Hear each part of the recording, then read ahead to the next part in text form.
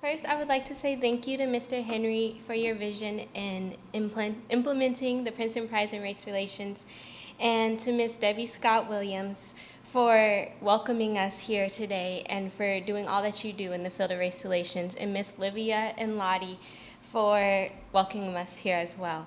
And whoever brought me the birthday cake yesterday, that was so special, and I couldn't have imagined a better place to spend my birthday.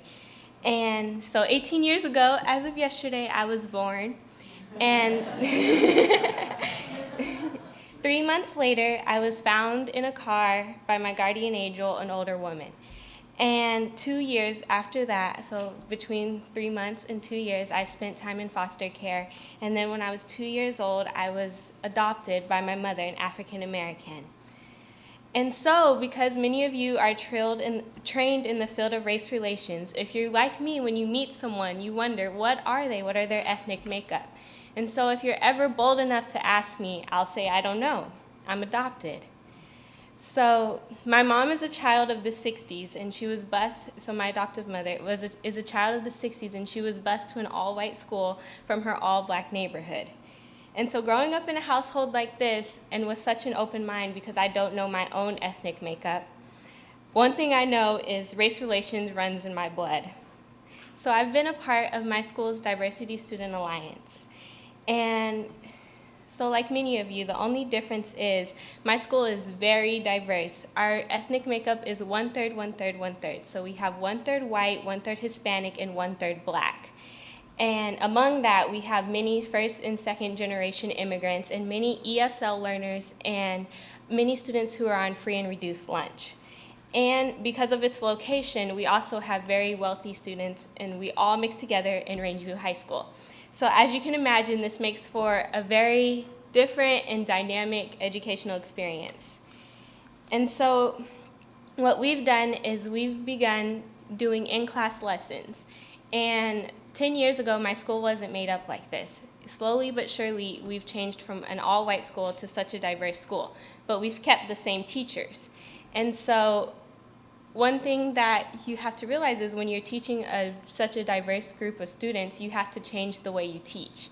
And so what Diversity Student Alliance has done is we've created lessons to do between teachers and students to help teachers to understand students and students to understand teachers.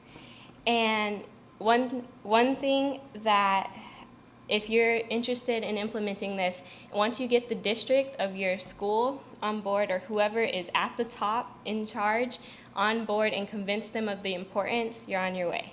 And so some of the lessons that I've learned while doing these things is it's important to use your skills and talents and build a team to complement you.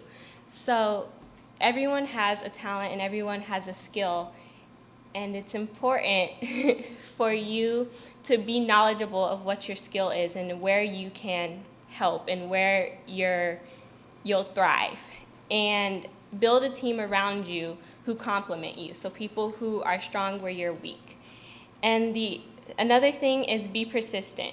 You're not going to change the world in one day, like she said, but you can change the world by one person at a time. And the last one that I think is very true for me is you have to live your message, and you have to be an example. When you're in your school, people see you as a leader. So every single minute you're watched closely and steadily because people are watching what you do. And I think that oftentimes those are when you teach the most, when people see that that's in you and that you truly believe the things that you teach. And so to my peers, I truly believe that all the power is contained within you to change the world. And I truly believe that if you work on your corner and I'll work on my corner, together we can put a dent in racial bias, racism, prejudice, and thank you.